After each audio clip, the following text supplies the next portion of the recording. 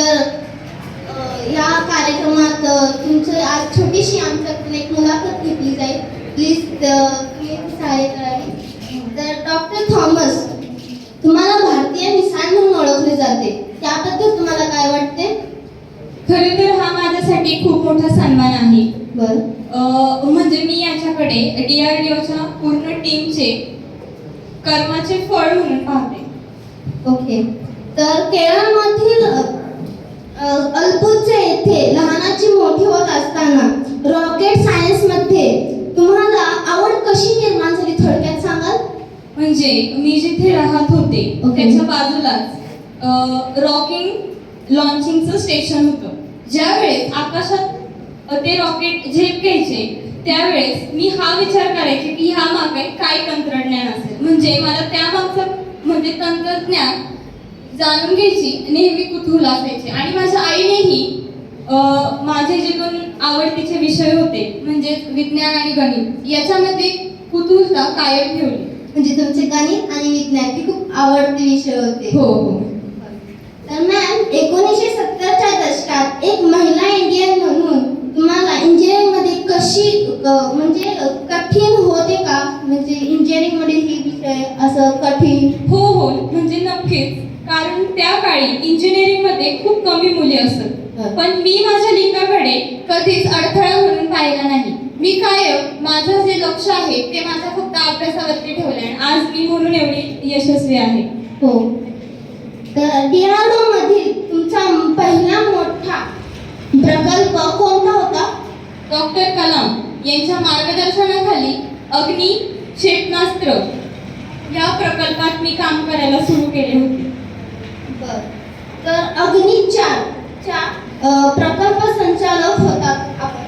तर त्या मिशन मधील सर्वात मोठे आव्हान तुमच्या समोर कोणते होते? आव्हान म्हणजे खूप मोठेच होते. ते म्हणजे की ज्यावेळेस क्षेपणास्त्र त्याच्या म्हणजे वातावरणात प्रवेश करायला येतो त्यावेळेस त्याचं तापमान 3000 डिग्री सेल्सिअस पेक्षा जास्त असते. बापरे, 3000 सेल्सिअस डिग्री? हो. आणि म्हणूनच ते एका मार्गावरती ठेवणे हे माझ्यासाठी खूप मोठे आव्हान होते त्यावेळेस. तर मॅम, अग्नी 5 हे त्यांच्या आधीच्या क्षेपणास्त्रांपेक्षा वेगळे असेल का? वेगळे असेल का? हो हो, नक्कीच. त्याबद्दल तुम्ही काय सांगाल?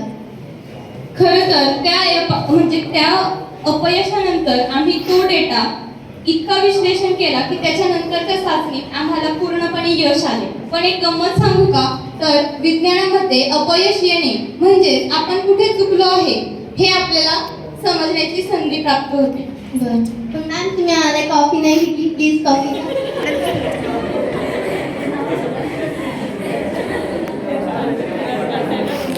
तर मॅम, तुमच्यासाठी मी पुढचा प्रश्न बोलते. तर प्रयोगशाळेत तुम्हाला कधी लिंगभेद जाणवला आहे का? नाही, कधीच नाही. कारण की प्रयोगशाळेत फक्त तुमचा डेटा आणि रिझल्ट बोलतो. एकदा का तुम्ही तुमची तांत्रिक क्षमता दाखवली की तुमचे सगळे भेदभाव संपतात. मॅम, तुम्ही सुरुवात केव्हापासून आतापर्यंत भारतीय विज्ञानातील महिलांची स्थिती कशी बदलली हे सांगाल? म्हणजे बघायचं झालं तर खूप मोठा बदल झालेला आहे. आज आपल्या इकडे चंद्र आणि मंगळ या अशा मोहिमांचे नेतृत्व आपल्या आजकालच्या महिला करत आहे. खरं म्हणायला गेलं तर जी काचेची भिंत होती ती आता पूर्णपणे तुटलेली आहे. अरे वा, चांगलीच गोष्ट आहे. तर मॅम, काही लोक म्हणतात की मिसाईलचा जो खर्च आहे तो समाज कल्याणासाठी केला पाहिजे. तर ह्याच्याबद्दल तुमचे काय मत आहे? खरं तर राष्ट्रीय सुरक्षा ही समाज कल्याणाची म्हणजे गरज आहे. आणि बघायला गेलं तर सुरक्षा सीमांशिवाय कुठलाही देश आणि कुठल्या देशातली प्रगती होत नाही. तर मॅम, आधुनिक क्षेपणास्त्र तंत्रज्ञानात AI ची भूमिका काय आहे?